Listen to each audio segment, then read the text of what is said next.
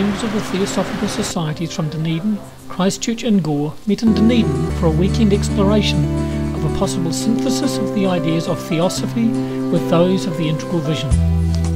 Theosophy began in 1875 and is based on the ancient wisdom which has been known for thousands of years. As time moves on, that ancient wisdom needs to be restated in ways that make sense for the people of the day. In today's world we face many new challenges, and Theosophy must be relevant and effective to meet those challenges. The integral vision is a restatement of ancient wisdom relatively newly developed in the United States, based around the writings of Ken Wilber and others, and now, especially through the internet, is fast reaching all the corners of the globe. The weekend workshop looks at how these two ideas might come together. We realised that this weekend could only be a first step, but it might just be the first step of something important. I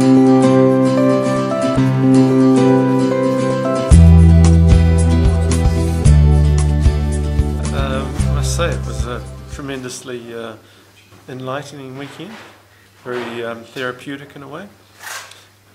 We discussed a whole range of issues, and I felt contributing was very cathartic and also consolidating on the knowledge that I already have on the subject. I'm finding certainly an integral approach is critical to a balanced life, and I think it's just using the different words and phrases that are put across by Ken Wilber in the matrix that help with further consolidation and understanding. So yeah, all in all it's been really, really good. Both Theosophy and the integral vision recognise the wholeness of creation and the need for a balanced life. They see our development as an evolutionary process extending back to the earliest forms of life through to humanity as we now are, and then reaching even higher stages of consciousness. Both recognise that we are co-creators of the world we live in, and that we have a responsibility to live our lives in a good way. The first day focused on gaining an understanding of the main concepts of the integral vision and how it might fit in our own lives. We looked at the concepts of the four quadrants, or four aspects that make up our world. Each of those quadrants needs to be recognised and developed. In the upper left is the interior individual. That's that part of ourselves that others don't get to know. And then the exterior individual, which is the parts of us that others can know. Down below, the interior collective is our shared culture, and the exterior collective is our shared visible structures. Then came spiral dynamics. That's a model looking at the evolutionary stages of consciousness and the integral life practice, which gives help for us to grow in a balanced way towards wholeness. If you want to enlighten yourself and gain tools to navigate through your everyday life in a better way. Body is an instrument for achievement, and we have the importance of the body in the deities, you know. The body of Christ, the body of Ganesh can be very helpful, and the body is the connector between or among the different levels, you know. Negatives about the body: we don't like the limitations. Body image is seen as so important in our society. There are attachments to the body.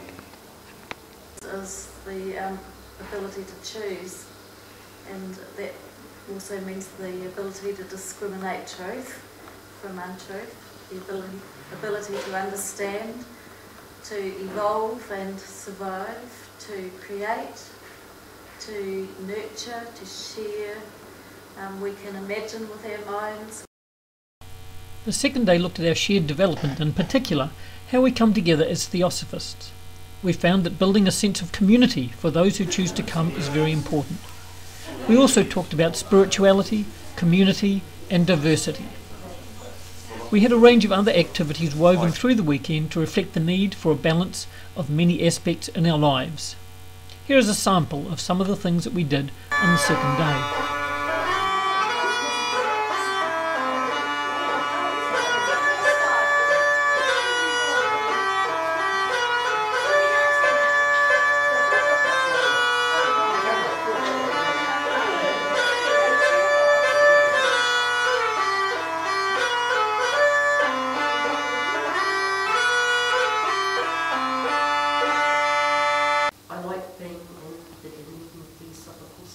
you, because one of the things that I really enjoy about it is difference.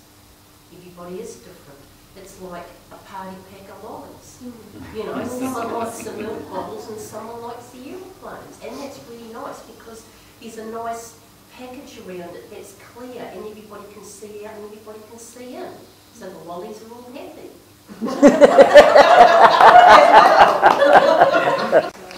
A big support group, so all in our searches for the truth. And the difference between us and, say, a church or another religion or whatever is there's nothing saying this is the path you've got to follow. You know, this is it and that's that and forget anything else. So there's very all-embracing and supportive and non-judgmental, as I say. And well, it's a bit like that. I used to use the expression of clearinghouse, but you said home, I think. And we're all meeting together, and our paths may be all completely different. Maybe even for each individual, the path's slightly different, but we're all totally accepting of each other's support, and we offer information and so on. Down on the bit of paper was what are the truths, which I thought were some of the things we might be looking for on the weekend, so that the quadrants were good, and I thought gave some of the drier details of sort of what is, and I thought maybe we would be sort of getting our feet wet with a bit of the truth and maybe bringing that model to life with maybe what the truths are that were emerging from that model. So hopefully we'll sort of get there at other discussions. But I think the most important thing was the community and bringing the people together and seeing what came out of that.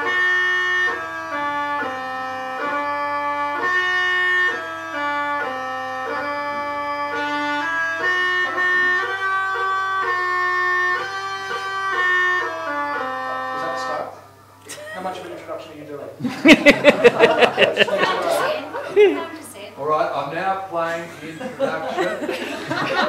I'm about to play the introduction, then I will shout something hard to decipher. And you'll know that I'm going to start playing the tune. I've learnt so much through the years, and all the ideas and philosophies are just wonderful. But there's something else as well, and it's magic. And if you expect magic, you get it. And I get really frustrated with this. My hope is that we'll have some sort of group awareness that will evolve. The acknowledgement that we hold up for ourselves small community practices that don't overwhelm, the fact that we allow diversity and self-expression in that respect. So there's a really fine balance then, isn't it, in terms of thinking about the society by not entrenching it in particular and allowing it to be, I guess, your imaginations. I think that the intended purpose of the integral system was so that people could use it as a set of guides / benchmarks, a set of standards, checks and balances that can be applied to any / all, if applicable, aspects of your life. Well, the workshop is well worthwhile in my opinion, because we're living in a time when top-down systems in all sorts of contexts are just not appreciated and often not working very well in any case. And this presents alternatives to thinking hierarchically and in the top-down way. That would be my main observation.